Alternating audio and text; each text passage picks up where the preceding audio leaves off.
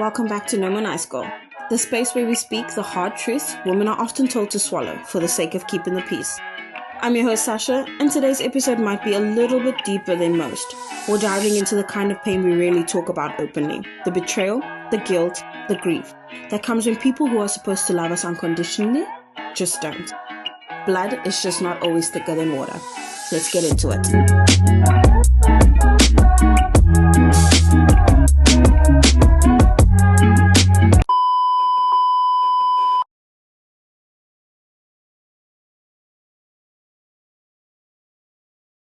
We're talking about love, the kind that took your whole heart, the pain that followed, and then the quiet, beautiful healing that comes after that.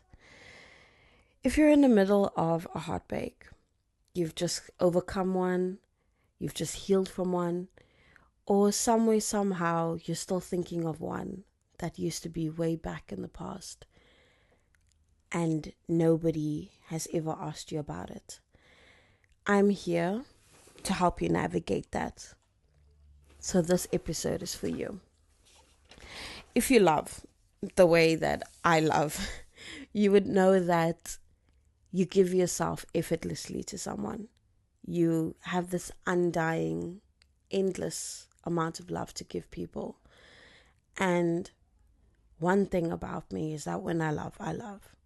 You know, they say that society always encourages us women to love, but they don't encourage us or help us to navigate the pain that comes afterwards when somebody doesn't love us the way that we love them. And I guess that's just the sad reality of taking the risk of loving. You know, when I love, you have all of me. You have my efforts, you have my time, you have the care that I will give you. You have every part of me that I will just stop completely giving to myself, and I will give it all to you. And there's some pros and cons when it comes to that kind of loving. You know, we have to understand that everybody loves very differently, and some may not love us the way that we love them. And that goes hand in hand with that risk. And I guess, you know, we just never prepared for what may come when it comes to love. My most recent heartbreak has made me realize that I'm really in the depths of always giving so much. And to have someone turn around and tell you that they no longer want you, it's not easy. The flaws of ourselves sometimes are so powerful that all that somebody can see in you is the negative things in you. They no longer see the beauty that you have. They no longer see the side of you that is just so amazing. They start to see so much of the bad, the things that you aren't 100% good at, the things that slip through your cracks, the things that sometimes us as humans, we forget that people actually can judge you by the things you're not good at, and completely forget the times that you are amazing and the times that you put so much. You know, a relationship is like a job, and every day we're working at our job, and every day we're doing the best we can to impress the boss. But sometimes the boss is just never impressed. Sometimes no matter what you do, no matter what you give, the boss will always just be like, it's not enough. Or you will give 10 years of your life to your boss, and all of a sudden he will tell you, I caught you doing this, you're gone. And you're like, what happened to all those years? And I guess that is what love is. It's the willingness to put in the work, put in the time, put in the effort, and hope that somehow that person will see it and somehow try their best to return it. And the truth is, I didn't think it would hurt this much, you know. I didn't think that I would be in so much pain. I thought by now my age, I would have been able to navigate heartbreak a little bit better, understand that it happens and that things can go left and we can grow from that. And there's a lesson to be learned through everything. And, it's okay to end up in a situation where you're not okay and you ended up lying to yourself when you told yourself that you'd be able to get through all of this. It's the honesty in the pain that we have to allow ourselves to be deep in it. We have to allow ourselves to understand that this is the reality of the situation and that this is where we're at. And I think the worst for me, and I'm sure a lot of people can relate, is the silence after a heartbreak. The part where you no longer have the same conversations anymore. The laughter becomes minimal. There's no more consistent good morning and good night texts. Sometimes it just becomes completely non-existent. The routines stop. And for me, I get very much adapted to routines. And the pain in the routines is that you're so used to it that every day for the last how many years or how many months, you did the same thing with the same person. I'm sure most of you even detached yourself from friends and family because you were so invested in the relationship that you had that you even spent every second with just them. You did every idea, every place you wanted to visit, everywhere you wanted to go, anything you wanted to try. You did it with your person. And all of that stops. And you ask yourself, what do I do now? Where do I go to from here? Is there a road? Is there a way that I can do it? Am I just always going to constantly be crying and constantly feel like I'm drowning every second of the day? But you need to remember, you can't lose yourself in the person that you were with. Because when everything ends, you'll feel like there's a part of you that's just missing. And once you have that feeling and once you're in those situations, it's hard to move. It's hard to get to the next level. It's hard to get to the process of healing if you stay consistently inside the pain. And honestly, I don't judge anyone by regards to this because I myself am deep in the pain.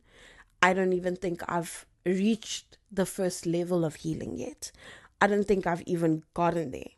I think the only thing that I know is that my TikTok and my Instagram are flooded with ways of healing, and somehow I haven't tried any one of those processes because it takes time.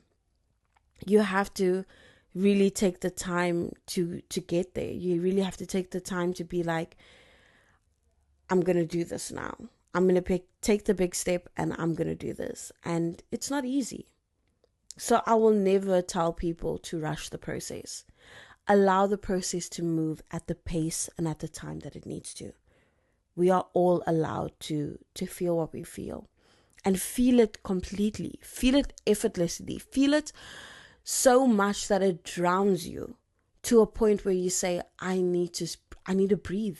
I need to get out of this water and I need to breathe. And we will get there. It's just not easy.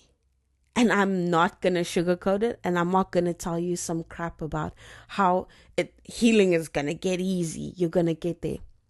Healing isn't linear. There's steady days. And then there's days that you spiral. There's days that you're perfectly fine. And you're like, I haven't even thought of him the whole day. I'm okay. I'm going to be fine. And then out of nowhere, it floods your head. Because you're so busy compressing all that pain and all that hurt down deep in your stomach that one day your body's like, you need to let it out. You need to talk about it. You need to experience it. You need to feel it. Because without feeling the pain completely, all you're going to do is suffer. Because you're going to compact it. You're going to put it into a space. And when it unleashes, it's not going to be good. So tell yourself, It's okay to not be okay. It's okay to have days that you're crying on the floor and you don't know how to breathe. It's okay to feel like, I want to text them, I want to call them. Do it. There is nothing stopping you from doing it. I'm not saying that you should make a damn fool out of yourself. I'm saying don't hold back on the things that you feel are going to help you to get to the point of healing that you need to be at. I'm not saying that you need to hold back and be in the state of pretending. Don't pretend with yourself. Be 100% you and feel it. And if you have to go to him and say, I still love you, do it, because you still do. And that's you being true to yourself. That's you telling yourself, I'm not going to lie. Tell yourself you gave the best love that you could give in the best way and in the best manner and in the best level. And you did what you could do. And remind yourself that it's not hard for you to be loved, but it just wasn't for you. And nobody's going to hate you for it. Nobody's going to judge you for it. We've all been there. We're all experiencing it. Damn, I'm still experiencing it. But we are all worthy of love again. We're all worthy of loving ourselves and experiencing the beautiful compatibility of people being together and finding your person. You don't have to feel like because this didn't work, I'm done and I'm doomed. Maybe it might work again. You don't know. Maybe spending a year apart and then somehow finding your way back to each other is what happens. Many people have experienced it. Some people have even experienced 5 years apart. There is a podcast currently at the moment of a couple who took 5 years apart. Not purposely. I don't think they expected that it would get to 5 years, but they were not having a good relationship. There was a lot of fights and arguments, and they got to a point where they said they couldn't anymore. And they said they would take a year or two apart and see if they would find each other again. It took them 5 years to get back together. 5 years, and now they're married for over 10, and they're happily married. They're having the best time with each other, and they have not experienced the things that they experienced in their relationship before. And perhaps that is the method to the madness. Maybe our grandparents did it and we just had no idea that that's how they did it, except their isolation was in the same house. So let's always believe that there is a positive to every negative. There is a way out of everything that we feel we're stuck in. We're not trapped in this escape room. We're trapped in our own minds and our own hearts. And we need to figure out how to get out of that. It's for us to figure it out. So you need to give yourself some time. You need to allow yourself to really be there. You need to also allow yourself that if you stay in a place where you also don't belong for too long, you're just going to hurt yourself at the end of the day. Make the right choices for yourself. Something that's going to make you happy. Something that's going to make you smile again.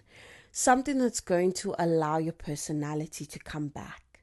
Because we all know heartbreak makes us lose ourselves. We're so sad and we're so in depth and we feel like I'm not going to be me again. We are going to be ourselves again. So if you've ever just given too much of yourself and you've just feel like you've never gotten anything in return, or you've stayed too long in a relationship that just shouldn't have been, you shouldn't have been there, break free. Tell yourself that it's time for me to go and it's time for me to be out there.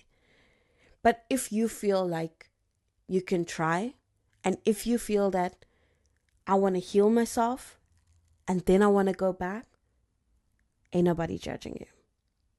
Do what you feel you need to do. But set boundaries for yourself. The no more nice go away. Because you want to make sure that you are not going to relive the same parts of yourself again. You don't want to be hurt again. Healing needs to be something that we take time with. It needs to be something that we allow ourselves to be flooded with. We need to allow ourselves to be so invested in us that nobody can tell us anything. Nobody can tell you that you're not worth loving, or you're not worthy, or you're not enough, because you are. And after healing, you will realize how much you are. And it is going to allow you to be the better version of yourself. And we all deserve that. We should all be in that, the best versions of ourselves. Because once you love yourself, nobody can make you unlove that love. Your greatest love is you. You will only be able to love somebody else when you completely love yourself the best way. So if this episode somehow resonates with you, or you know somebody who's currently going through the worst, share this with them. Allow them to subscribe and to watch all my episodes, because perhaps they have more of a relation with me than they actually think.